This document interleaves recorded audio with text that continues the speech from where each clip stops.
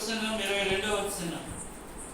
ఇలాగ జరిగిన తరువాత పౌలు మాసిదోనియ అకయ దేశముల మార్గమున వచ్చి యెరూషలేమునకు వెళ్ళేవాళ్ళని మనసులో ఉద్దేశించి, నేను అక్కడికి వెళ్ళిన తరువాత రోమాను కూడా చూడవలనని అనుకొనెను. అప్పుడు తనకు పరిచయం చేయవారిలో తిమోతి, ఎరస్తు అను వారినిద్దరిని మాసిదోనియకు పంపి తాను ఆసియాలో కొంతకాలము నిలిచి ఉండెను. 23వ వచనం కూడా, ఆ కాలం ముందు క్రీస్తు మార్గమును కూర్చి చాలా అల్లరి కలిగెను. కారణం ఏంటి అంటే, అక్కడ ఎఫెసులో ఉన్న అనేక మంది దేవుని వాక్యాన్ని విన్నారు. దేవుని వాక్యం ద్వారా తమను తాము ప్రతిష్ఠించుకున్నారు.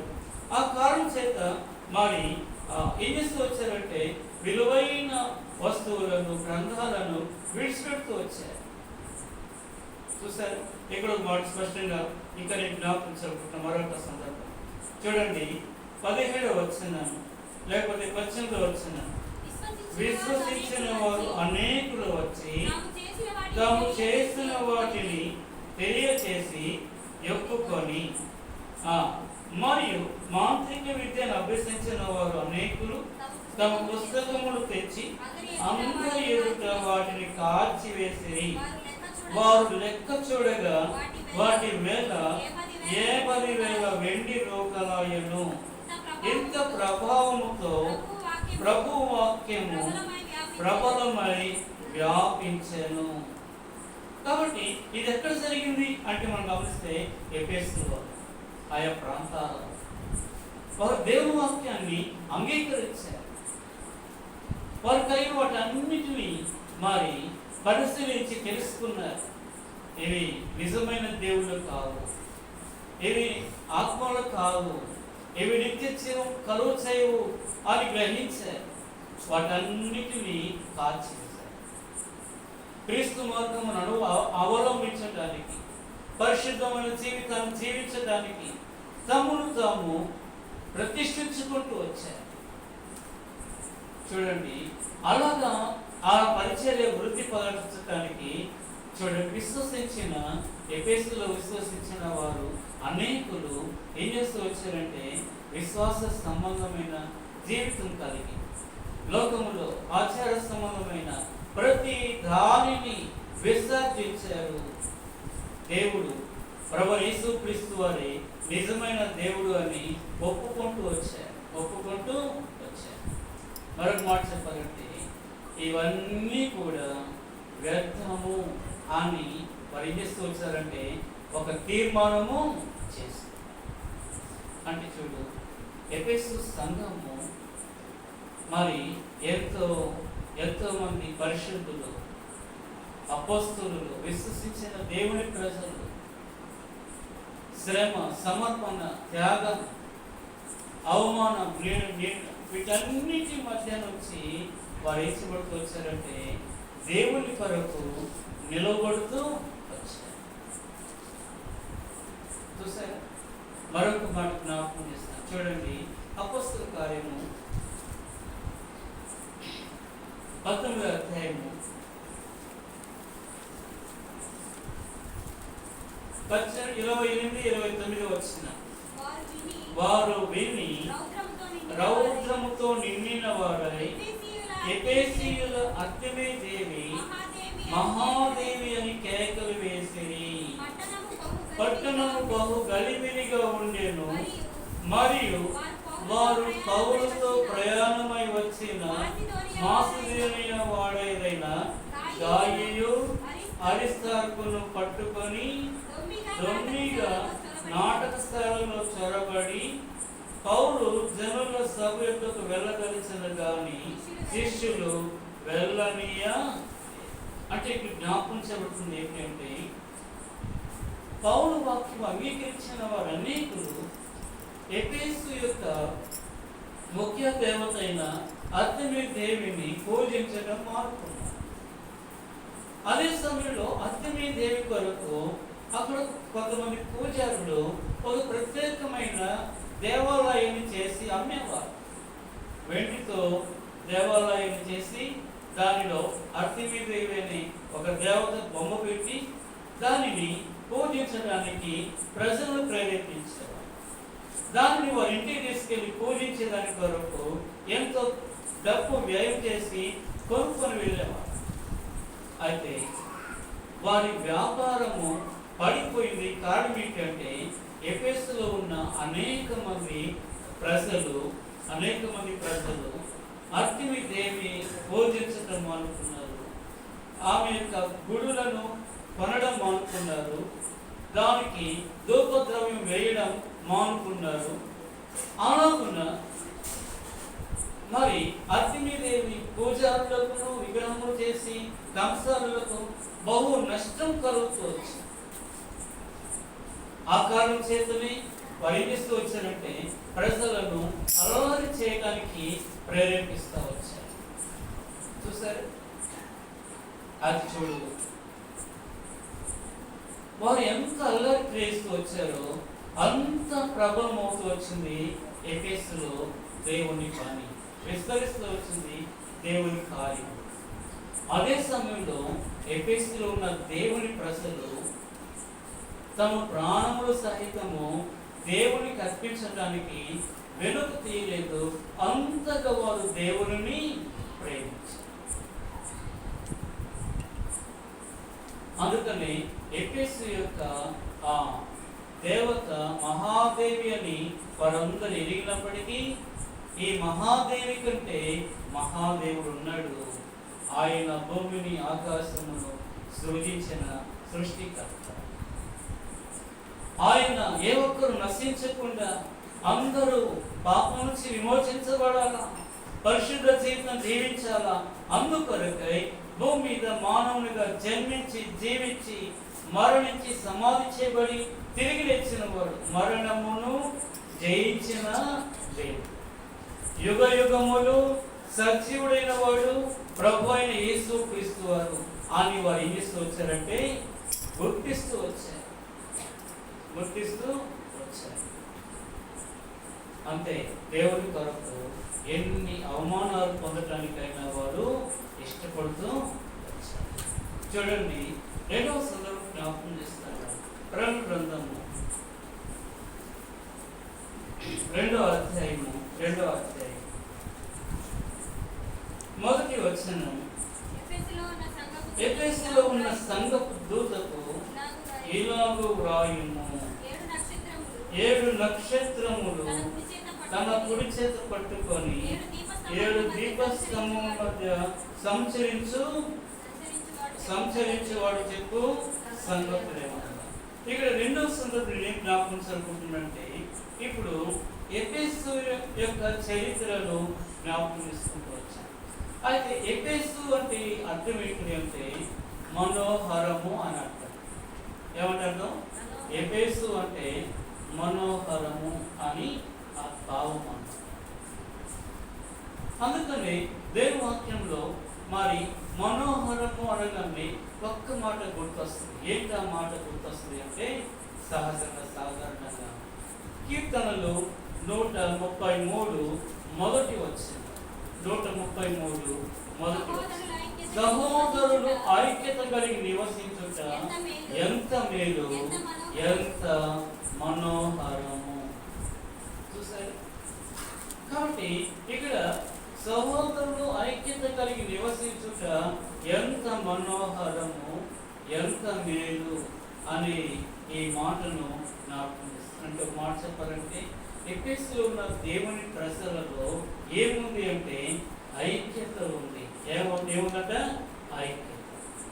చాలాసార్లు విశ్వాస జీవితంలో మనము ఐక్యము గలవారమై ఉంటాం. అందుకని అపోస్తలుడైన పౌలు గారు ఎఫెసీ పత్రిక 4వ అధ్యాయము 1వ వచనం అంటాడు, కాబట్టి సమాధానము బంధము చేత ఆత్మ కలిగించు ఐక్యమును కాపాడుకొనుట యందు శ్రద్ధ కలిగిన వారై ప్రేమతో ఒకరినొకరు సహించుచు. తర్వాత మీరు పిలువబడిన పిలుపునకు తగినట్లుగా దీర్ఘశాంతమును దీర్ఘశాంతంతో కూడిన సంపూర్ణ వినయముతోను సాత్వికముతోను నడుచుకొనవలెనని ప్రభువును బట్టి ఖైదీనైన నేను మిమ్మును బతిమాలుకొనుచున్నాను.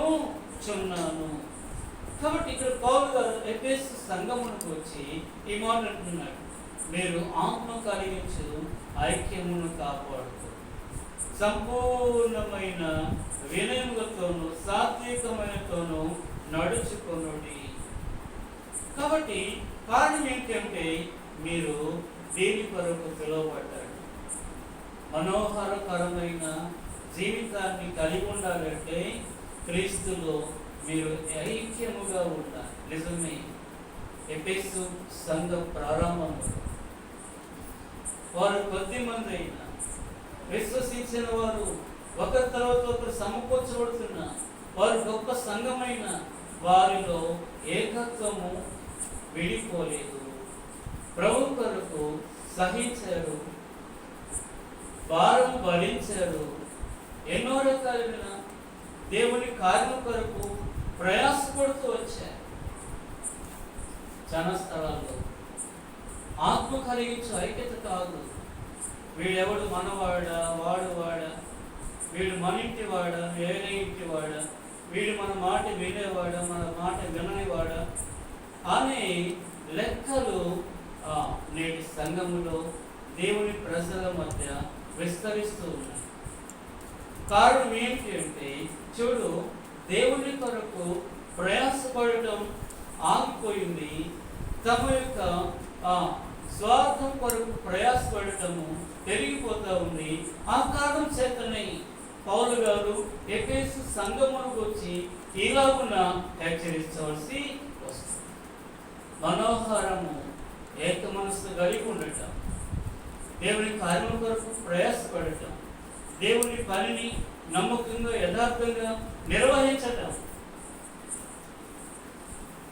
ఎఫెసు అంటే మనోహరం. ఎలాంటిదంట? మనోహరం. దానిలో మాట అంటాడు, మనోహరము అనేది దేవుని యొక్కనే ఉంది.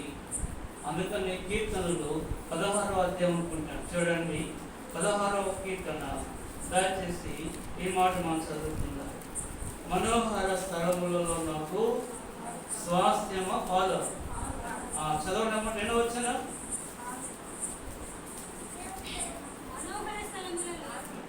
4వ వచనం, 6వ వచనం. మనోహర స్థలములలో నాకు పాలు ప్రాప్తించెను, శ్రేష్టమైన స్వాస్థ్యము నాకు కలిగెను. నాకు ఆలోచనకర్తైన యెహోవాను స్తుతించెదను. రాత్రి గడియలలో నా అంతరంగము నాకు ఎంత ఆశ్చర్యం. ప్రియులారా, మనోహరమైన స్థలం దేవుడు ఉండే స్థలం. ఈరోజు దేవుడు నిన్ను నన్ను ఆయన స్థలానికి, స్వాస్థ్యమైన దేశానికి వారసునిగా చేస్తాడు. చాలాసార్లు మనం తెలుగు ఏమంటామంటే, దేవుని వాక్యంతో నేను ఐక్యంగా ఉన్నాను, పరిశుద్ధాత్మతో నేను ఐక్యపరుచుకున్నాను. అంతేకాదు, దేవుడు నేను ప్రభువైన క్రీస్తు మేము కలిసి ఉన్నాం అంటే వారు ముగ్గురు, నేను మొత్తం మందిని నలుగురు. కాబట్టి ఈ నలుగురం మేము ఒకరు కాము, నలుగురం ఐక్యంగా ఉన్నాము, ఐక్యంగా ఉంటాము.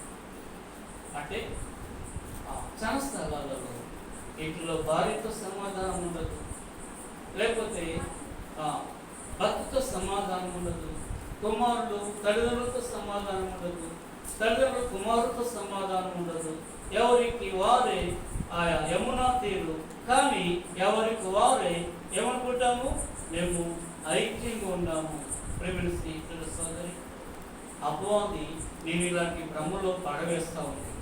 అందుకని మన జీవితం లోకమునకు, సంఘమునకు మనోహరమైనదిగా ఉండాలి అంటే నీవు క్రియాపూర్వకమైన ఏకత్వాన్ని కలిగి ఉండటానికి ప్రతిష్ఠించుకోవలసిన వారమై పౌలు గారు అంటాడు, సంఘమునకు వెలుపటి వారితో నాకు సంబంధం లేదు. సంఘములో ఉన్న నా పరిస్థితిని గురించి, మన కుటుంబ వ్యవస్థను గురించి దేవుడు మనల్ని హెచ్చరించేవాడై పౌరుగాక. కాబట్టి దావీదు ఈ మాట అంటున్నాడు, మనోహరమైన స్థలములు నాకు ఏమిటంట పాలు ప్రాప్తించాను. కారణం ఏంటి అంటే నన్ను నేను దేవుని కొరకై ప్రతిష్ఠించుకోవడానికి కృప చెప్తూ, అంతేకాదు నేను నా కుటుంబం దేవుని సన్నిధిలో ఉండటానికి మరి తీర్మానం చేసుకున్నాను. చూసారు, అందుకని సమూయేలు 2వ గ్రంథంలో ఈ మాట అంటే 7వ అధ్యాయం 29వ వచనం చూడండి. ఆ మాట జ్ఞాపకం తీసుకుని ముందుకెళ్దాం. దయచేసి నీ దాసుడైన నా కుటుంబము నిత్యము నీ సన్నిధిని ఉండునట్లు దానిని ఆశీర్వదించెను. యెహోవా నా ప్రభువా, నీవు సెలవిచ్చి ఉన్నావు, నీ ఆశీర్వాదము నుండి నా కుటుంబము నిత్యము ఆశీర్వదింపబడును. నీ సన్నిధిలో ఉండాలి. కుటుంబంగా, వ్యక్తిగతంగా, భార్య పిల్లలతో కుటుంబంగా నీ సన్నిధిలో నీకు ఏకత్వం గలవారన్నారు.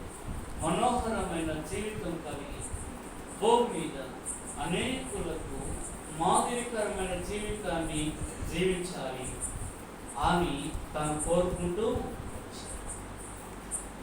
చూడండి. మరొక మాట జ్ఞాపకం చేస్తుంది. ప్రకటన గ్రంథము 2వ అధ్యాయం 3వ వచనం చదువు. 2వ వచనం చదువుకుందాం. నీ క్రియలను, నీ కష్టమును, నీ సహనమును నేను ఎరుగుదును. తర్వాత నీవు దుష్టులను సహింపలేవనియు అపోస్తలులు కాకయే తాము అపోస్తలులమని చెప్పుకొని వారిని పరీక్షించి వారు అబద్ధికులని నీవు కనుగొంటివనియో. 3వ వచనం కూడా, నీవు సహనం కలిగి నా నామము నిమిత్తము భారము భరించి అలయలేదనియు నేను ఎరుగుదును. చూడండి, ఎఫెసు సంఘము ప్రారంభము, ఎఫెసు సంఘము యొక్క పేరుకు అర్థం మనం ధ్యానం చేసుకోవచ్చు. అయితే పరిశుద్ధాత్మ దేవుడు, ప్రభువైన దేవుడు యోహానుతో మాట్లాడుతూ యోహాను కనపరిచిన ఆ ప్రత్యక్షతలో చూడండి ఎంత చక్కగా మరి ఎఫెసు సంఘము యొక్క పరిచర్యను గురించి ఎంత సంతోషంగా సాక్షిస్తున్నాడు. చూసారు, ఎఫెసు సంఘమును గురించి దేవుడిస్తున్న ఒక గొప్ప సాక్ష్యం, ప్రశస్తమైన సాక్ష్యం. ఏంటి ఆ మాట అంటే చూడండి, నేను ఆ మాట మొదలు చదువుతాను. నీ క్రియలను, నీ కష్టమును, నీ సహనమును నేను ఎరుగుదును. నీవు దుష్టులను సహింపలేవనియు అపోస్తలులు కాకయే తాము అపోస్తలులమని చెప్పుకొని వారిని పరీక్షించి వారు అబద్ధికులని నీవు కనుగొంటివనియు. 3, నీవు సహనం కలిగి నా నామము నిమిత్తము భారము భరించి ఆలయలేదనియు నేను ఎరుగుదును. ఈ 2 వచనాల్లో ఎఫెసులకు వచ్చి 3 విధాలుగా దేవుడు ఆ సంఘము యొక్క స్థితిని గురించి సంతోషంతో సాక్ష్యమిస్తూ ఉన్నాడు. ఏంట సాక్ష్యము అంటే నీ క్రియలు, అంటే నీ పనులను నేను చూస్తాను. తర్వాత నువ్వు పడిన కష్టాలు నేను చూస్తాను. ఆ తర్వాత చూస్తే నీ సహనము నేను చూస్తాను. అంటే చూడు, దేవుని కొరకు సహనముతో ఎంతో కష్టాన్ని వారు అనుభవిస్తూ వచ్చారు. మన సీఎంలో వచ్చి బ్రదర్ చెప్తూ ఉంటే విన్నాను. ఒక్కొక్క సందర్భంలో ప్రారంభ కాలంలో ఆ చిన్న పాక ఉండేదట. ఏదో చిన్న గాలి వచ్చి వర్షం పడితే ఏం చేస్తారట, కొంచెం 2 ఆకులు వేసిపోయినాయి. వారు ప్రయాసపడ్డారు, ప్రార్థన చేస్తూ ఉన్నారు ప్రభుని పరిస్థితి ఏంటంటే. అయితే దాన్ని చూసి కొంతమంది ప్రార్థన చేస్తారంట, ప్రభు సియోను అనేది వడ్డూలో లేకుండా చేయి ప్రభు అని ప్రార్థన చేస్తారంట. ఏం చేశారు? అది చూడు, దేవుడు సియోను వర్ధలు చేస్తా ఉన్నాడు. ఏం చేస్తా వచ్చాడు? సియోను వర్ధలు చేస్తా వచ్చాడు. దేవుడు వాక్యం సెలవిస్తూ ఉంది, నీకు విరోధంగా రూపొందించబడిన ఏ ఆయుధమును వర్ధలు. ఎంతో మంది దైవజనులు, ప్రార్థనా పరులు అడుగుపెట్టి ప్రయాసపడి దేవుని పని కొరకు వర్షాలనక, గాలనక, ఎండనక, బురదనక ఎన్నో రకాలుగా ప్రయాసపడుతూ వచ్చారు. వారే కాదు, స్థానిక సంఘంలో దేవుని ప్రజలు కష్టంలోను, శ్రమలోను, ఆర్థిక సమస్యలోను, అన్ని విషయాలలో దేవుని పని కొరకు తమను తాము అప్పగించుకుంటూ వచ్చారు. చూసారు? దేవుడు చూడ ఈ పరిచర్యను, ఈ శ్రమను, ఈ కష్టమును, ఈ సహనాన్ని దేవుడు చూస్తాడు. దేవుడు తన మనసులో ఉంచుకుంటాడు, తన గ్రంథములో లిఖితపూర్వకంగా వ్రాసి పెడతాడు. ప్రతి వానికి వారి సమర్పణను బట్టి, వారి త్యాగం బట్టి, వారి పరిచయం బట్టి, వారి నమ్మకత్వాన్ని బట్టి, ఇదిగో నా కుమారుడా, నీ ప్రయాసకు, నీ పనికి, నీ సమర్పణకు నేను సిద్ధపరిచిన. చూసారా? ప్రభువైన దేవుడు తన వేవేల పరివారంతో పరలోకం నుండి మధ్యాకాశంలోకి రానంటున్నాడు. ఆ దినమున్న నీ పని, నీ ప్రయాసం ఎంత మాత్రము ఏం కాదంట, వ్యర్థము కాదు. అపోస్తలుల కార్యములు 16వ అధ్యాయం.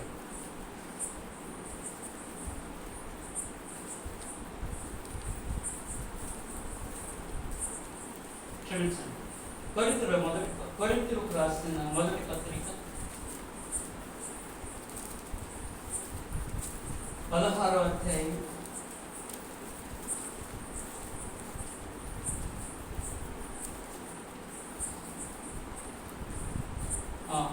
15వ అధ్యాయము 57వ వచనం. కాగా నా ప్రియ సహోదరులారా, మీ ప్రయాసము ప్రభువునందు వ్యర్థము కాదని ఎరిగి స్థిరులను, కదలని వారును, ప్రభు కార్యాభివృద్ధి యందు ఎప్పటికీ ఆసక్తులై ఉండుడి. శ్రమైన, కష్టమైన, లేకపోతే రకరకాలైన అవమానాలైన సహనముతో దేవుని ప్రజలుగా దేవుని ప్రజలు ఎఫెసు సంఘము ఏం చేస్తూ వచ్చారంట? ప్రభు కొరకు నిలబడుతూ వచ్చారు.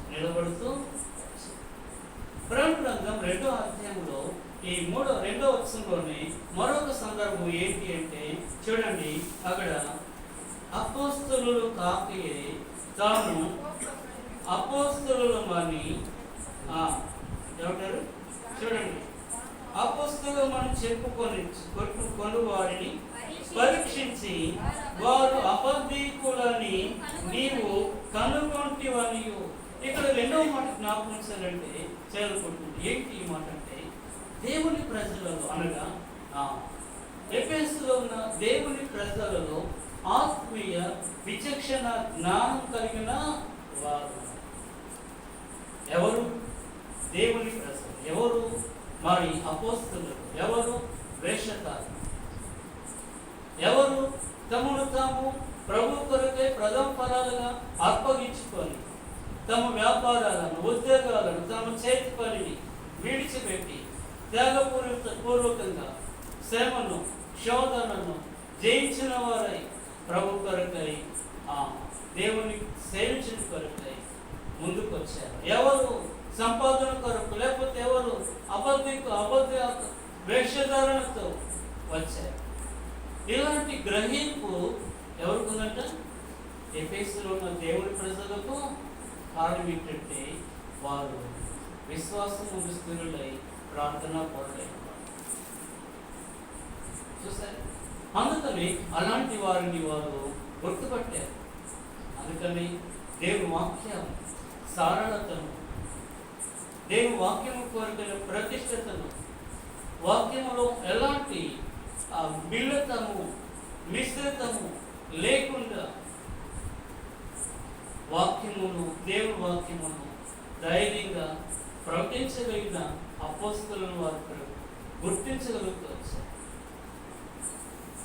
ఆ వాక్య లేఖనాలకు తమను తాము ప్రతిష్ఠించుకుంటూ వచ్చారు.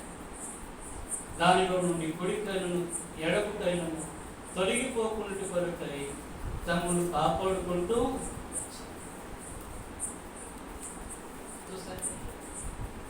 అంటే చూడు, వారి ఆరంభ జీవితంలో ఎంతో గొప్ప మెప్పును, ఘనతను, మరి ఇక మాట చెప్పాలంటే పొగడ్తను ఎఫెసులో ఉన్న దేవుని ప్రజలు దేవుని ద్వారా పొందుతూ వచ్చారు. 3వ వచనం రాయబడుతుంది, చూడండి అన్నమాట. 2వ అధ్యాయం 3వ వచనం, 3వ నీవు సహనం కలిగి నా నామము నిమిత్తము భారము భరించి అలయలేదని నేను చూసాను. 3వ చూస్తే సహనం కలిగి భారము అంటే వారు ఏ పని చేయడానికైనా, ఎంత త్యాగముకైనా ఏం కలిగి ఉన్నారంటే సిద్ధంగా.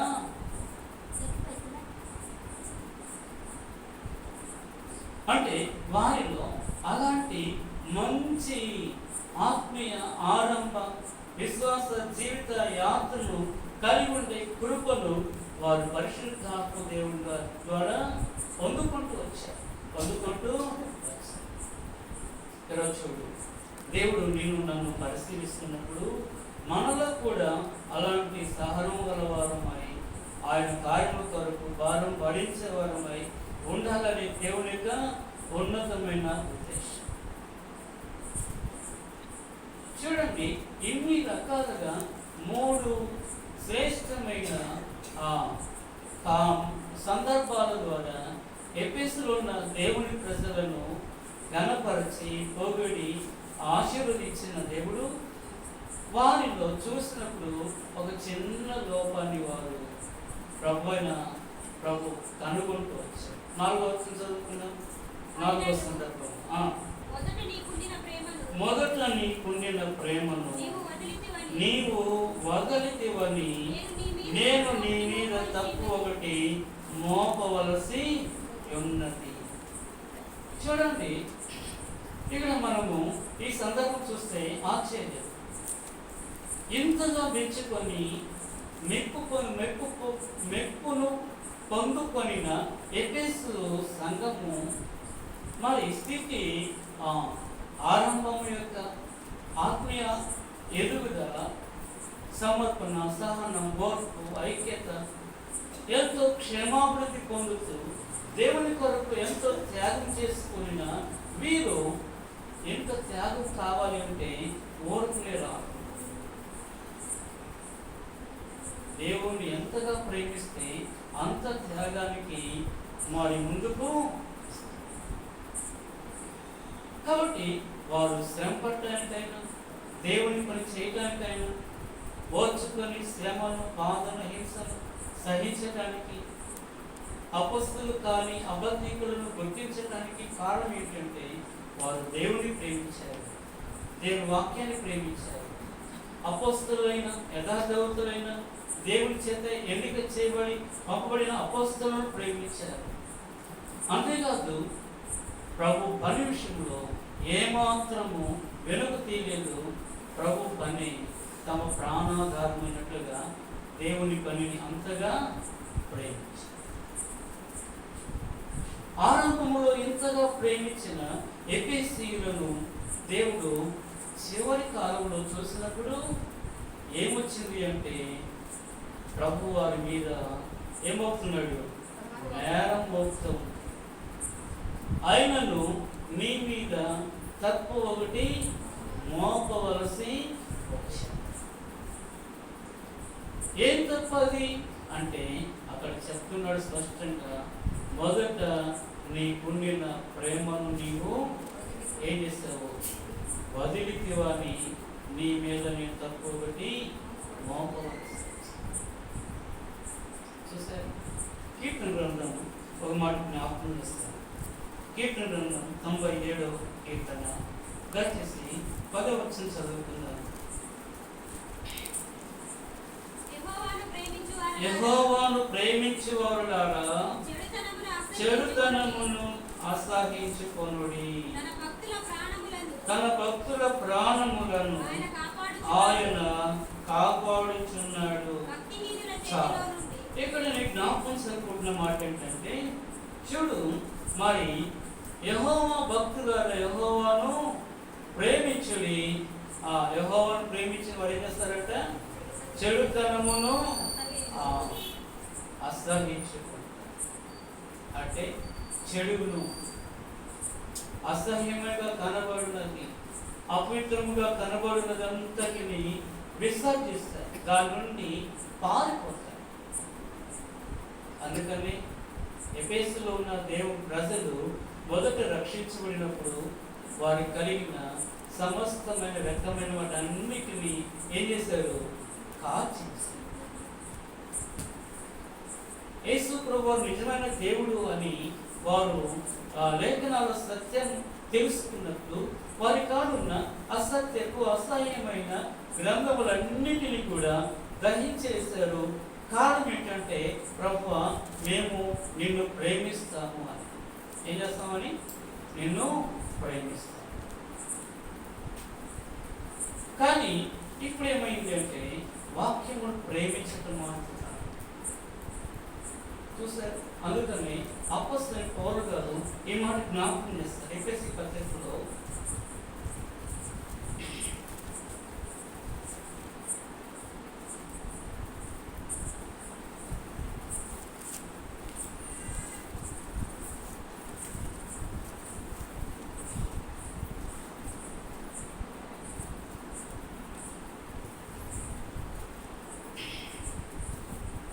ఎఫెసీ పత్రిక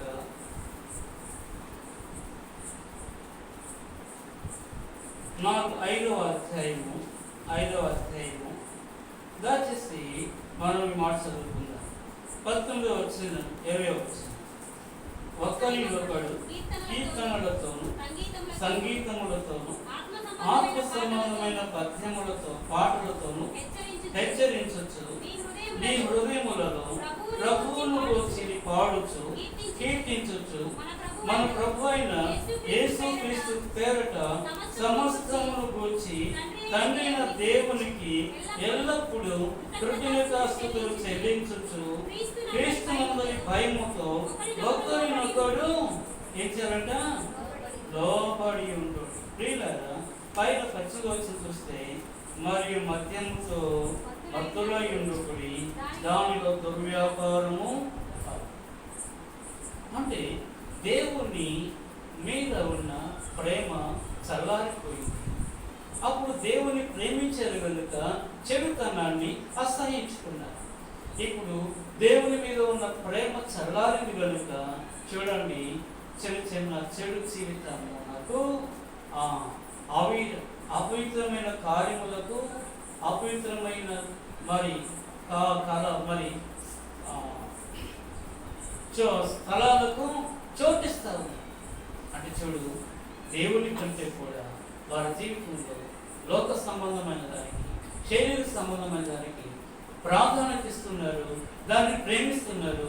అందుకని స్త్రీల కొడుకు ఉండట్లేదు, బైబిల్ కొడుకు దేవుని సన్నిధి కలిగి ఉండటం అనట్లేదు, ప్రార్థన కొడుకు అడ్రస్ ఉండటం లేదు, ఆరాధనకు చూడండి ఒక 10 నిమిషాలు లేట్ అయితే రకరకాలైన వస్తాం.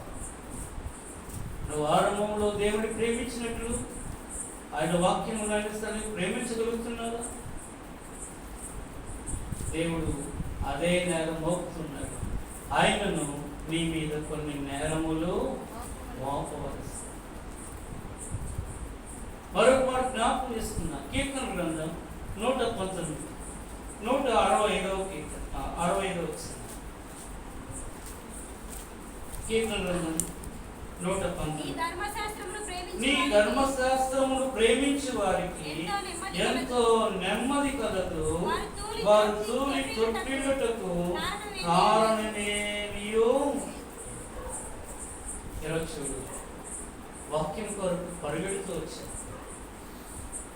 ఆరంభ దినాలలో చిన్నపిల్లలు విడిచిపెట్టి, భర్తలు విడిచిపెట్టి హెబ్రోన్ కాన్వకేషన్కి వెళ్ళేవారు.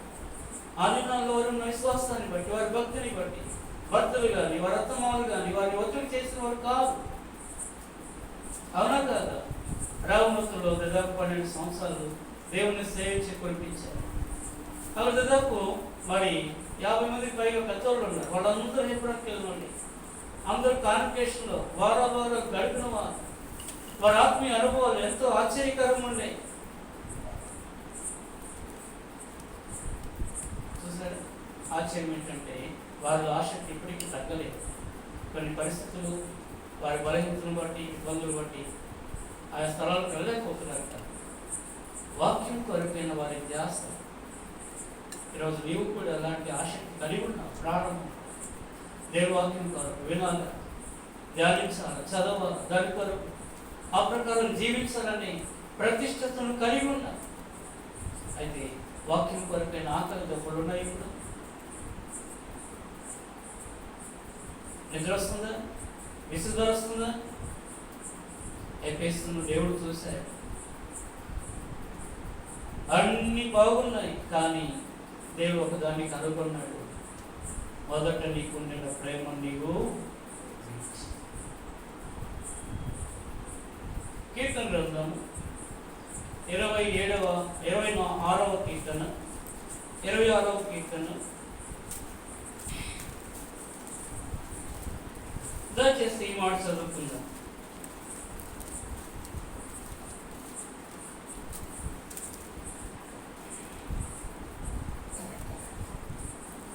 ఎనిమిదో వచనం. యెహోవా నీ నివాస మందిరమును, నీ తేజ మహిమ నిలుచు స్థలమును నేను ప్రేమించుచున్నాను. చూడండి, ఈ 3వ సందర్భం జ్ఞాపకం చేస్తే, యెహోవా నీ నివాస స్థలమును, నీ తేజ మహిమ నిలుచు స్థలమును నేను ఏం చేస్తున్నట్ట? ప్రేమిస్తాను. నేను దేవుని ఇంటిని ప్రేమిస్తున్నాను, దేవుని సన్నిధిని ప్రేమిస్తున్నాను, దేవుని ఇంటిలో పనిని ప్రేమిస్తా ఉన్నాను. ఈరోజు నువ్వు దేవుని ఇంటిని ప్రేమిస్తున్నాను. ఆ ఇంటిలో ఉన్న దేవుని పని విషయమై శ్రద్ధ ఉందా? బాధ్యత ఉందా? నమ్మకంగా ఉందా? నమ్మకత్వం ఉన్నదా? చెప్పుకోవడానికి మనల్ని మనం గణపరుచుకుంటున్నాం, కానీ దేవుని పని విషయంలో, మందిర పని పరిచయ సందర్భ విషయంలో ఎంతో నిర్లక్ష్య వైఖరిని కలిగి ఉంటున్నారు కదా. నీ ఆరంభ విశ్వాస జీవితంలో దేవుని పని కొరకు, దేవుడింటి కొరకు నీవు కలిగి ఉన్న ప్రతిష్టతను గురించి ఒక్కసారి గుర్తు చేసుకో. ఇప్పుడున్న నీ స్థితిని గురించి గుర్తు చేసుకో. ఒకవేళ ప్రభు ఇప్పుడు నిన్ను గురించి, ఎఫెసును గురించి మొదటి ఇచ్చిన సాక్ష్యము మనల గురించి ఇప్పుడు చెప్పగలడా? చెప్పగలడా?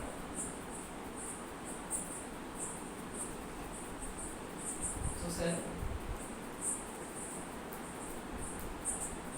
విశ్వాస జీవితంలో మనము గొర్రె పిల్లలముగా సాధువులమై ప్రభు పనిని అంతవరకు చేయాలా? మేకపోతులుగా దాంభికత్వాన్ని కలిగి ఉండటము మన ఆత్మీయ జీవితమునకు నష్టాన్ని, అవమానాన్ని. ప్రభువాని మందిరాన్ని నేను ప్రేమించటం మానుకున్నాను, నీ సన్నిధిని ప్రేమించటం